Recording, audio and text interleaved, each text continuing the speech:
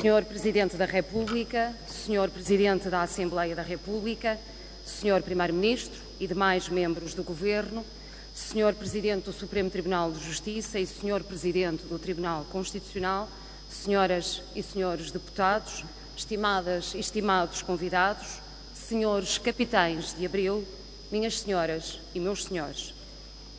Temos pressa de cumprir Abril. Passaram 43 anos sobre aquele dia em que se devolveu ao país a esperança e ao povo o poder de construir o futuro.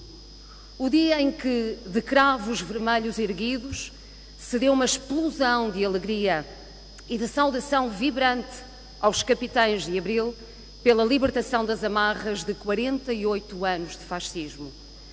Ter pressa de cumprir Abril é ter sede de garantir direitos e níveis dignos e verdadeiros de bem-estar e de felicidade para um povo inteiro.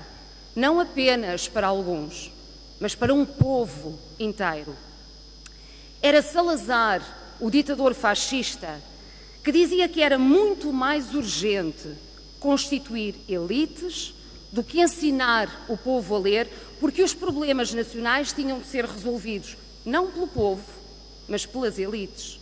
Foi esse ditador que disse que o jornal era o alimento intelectual do povo e que, como todos os demais alimentos, tinha de ser fiscalizado, considerando a censura mais do que legítima e até um elemento de elucidação e um corretivo necessário.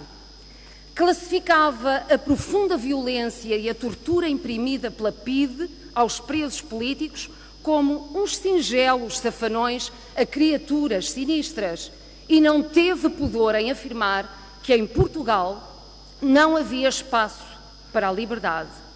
Continuada por Marcelo Caetano, acrescente-se a esta barbaridade 1 milhão de jovens lançados para a guerra colonial e milhares de jovens a desertar e a emigrar para fugir do país que os tramava.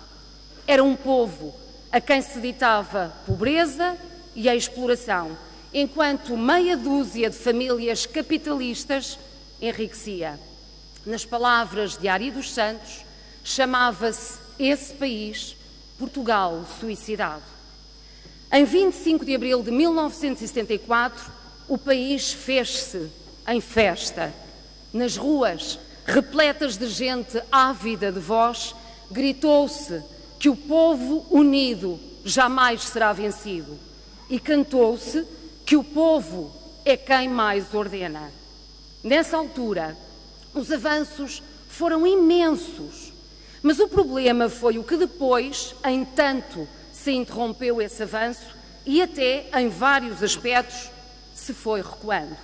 Por exemplo, na legislatura passada e com o governo anterior, alguém ousará afirmar que o aumento de horas de trabalho, o fim de feriados, a fragilização de serviços públicos, a fúria de entrega de setores fundamentais aos privados, os cortes nas pensões contributivas e nos apoios sociais, os cortes nos salários ou o aumento brutal de impostos foram avanços que se deram? Não.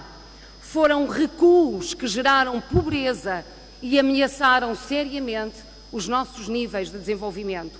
E deram-se por escolhas ideológicas de uma direita que claramente privilegiou os grandes interesses económicos e financeiros e não o bem-estar dos cidadãos.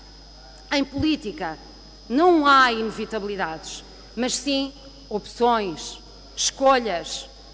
Por isso, nesta legislatura, depois de os eleitores terem atribuído a maioria dos deputados aos partidos que se tinham comprometido com a mudança, o Partido Ecologista Os Verdes trabalhou e tem contribuído para que sejam, sem hesitações, repostas condições e direitos aos portugueses que lhes tinham sido retirados. Mas temos estado também a trabalhar para que as condições de desenvolvimento melhorem a vários níveis. Para dar alguns exemplos, reclamámos do Governo determinação para enfrentar interesses poderosos como o das celuloses para travar a brutal expansão da área de eucalipto.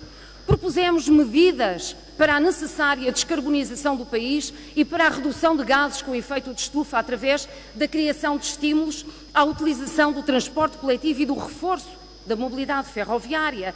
Exigimos atenção sobre o interior do país e a necessária revitalização da atividade produtiva sustentável. Reivindicamos mais meios para a conservação da natureza e da biodiversidade e para o controlo da poluição. Alertámos para problemas tão sérios como a preocupante intenção de pesquisa de hidrocarbonetos na nossa costa ou a cada vez mais obsoleta central nuclear de Almaraz.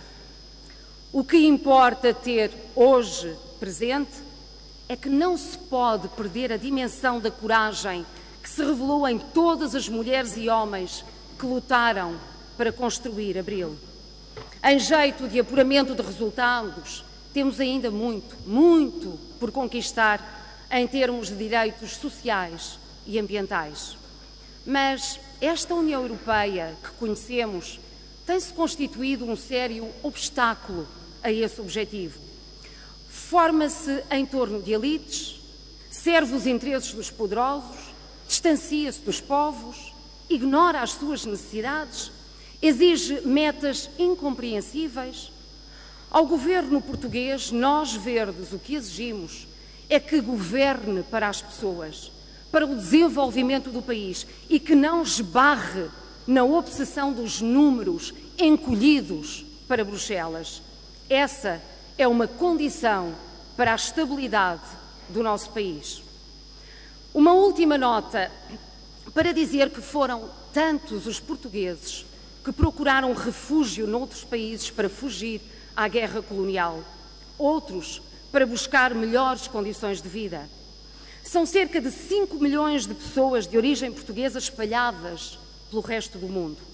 Temos nós mais do que a obrigação de compreender o imperativo de desprezar ideias fascistas, racistas, xenófobas, que erguem fronteiras de desumanidade quando exaltam o medo de refugiados ou o ódio aos imigrantes. Sempre com a liberdade, a democracia, a paz, a justiça, a solidariedade, a igualdade, a fraternidade no horizonte, são muitos os que trazem, como descreve José Fenha, o mês de abril a voar dentro do peito. Mas não é segurando nas asas que se ajuda um pássaro a voar. O pássaro voa simplesmente porque o deixam ser pássaro. Mia Couto. Minhas senhoras e meus senhores, temos pressa de cumprir Abril.